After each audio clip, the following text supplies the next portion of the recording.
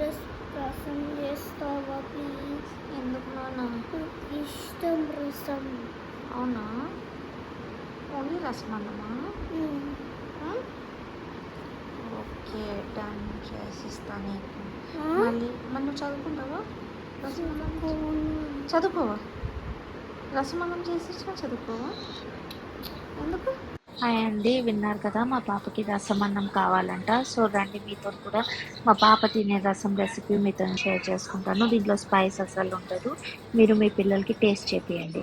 దీంట్లో నేను కొంచెం టమాటోలు బాయిల్ చేశాను, బాయిల్ చేసి కొంచెం చింతపండు వేసాను. ఇక్కడ చింతపండు కొంచెమే వేసానండి, నేను కొంచెం సాల్ట్ వేసి బాయిల్ చేశాను.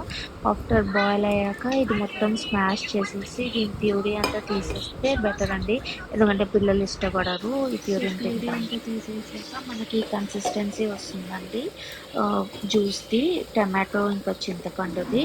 దీంట్లో మనము కొంచెం పసుపు అండ్ కొంచెం కారం, వెరీ లిటిల్ అండి, చాలా చాలా లైట్గా వేస్తాను నేను కారము, సో దట్ పిల్లలు ఎక్కువ కారం ఇష్టపడరు కాబట్టి. కారం చిటికెడంతా, చిటికెడలో కూడా కొంచెం చాలానే తక్కువ వేస్తాను నేను.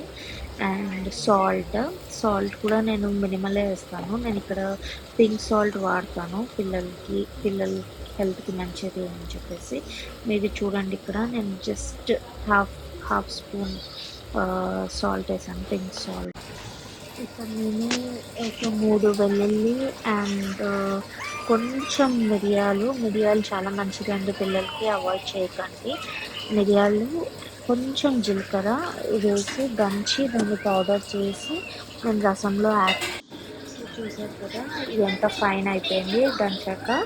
అండ్ ఇదంతా తీసుకెళ్ళి మనం రెడీ చేసుకొని పెట్టుకుంది ఆల్రెడీ టమాటా ప్యూరీలో మనం ఇదంతా వేసేయచ్చు.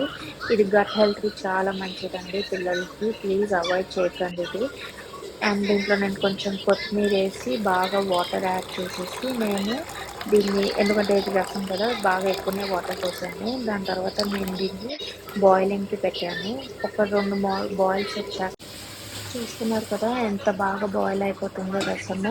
దీంట్లో వేసిన జీలకర్ర, వెల్లుల్లి ఇంకా మిరియాలది టేస్ట్ చాలా ఎన్హాన్స్ అవుతుందండి. ఇక్కడ నేను ఒక చిట్కా చెప్పాలనుకుంటున్నాను, మీరు రసం పోపు వేసేటప్పుడు ఫస్ట్ ఆయిల్ని బాయిల్ చేసేసేయండి.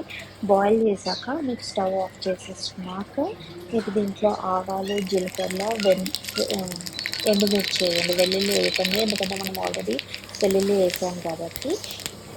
వేసేసాక కరివేపాకు కొంచెం, ఇక్కడ నేను మెంతులు వేస్తున్నానండి, మెంతులు కూడా చాలా మంచిది పిల్లలకి, అందుకోసమే వేస్తున్నాను. అండ్ ఇక్కడ నేను ఎండుమిర్చి యాడ్ చేశాను, ఎండుమిర్చి తర్వాత నేను ఇక్కడ కరివేపాకు యాడ్ చేయబోతున్నాను. కరివేపాకు యాడ్ చేశాక నేను దీన్ని దానిలో షిఫ్ట్ చేసేస్తాను.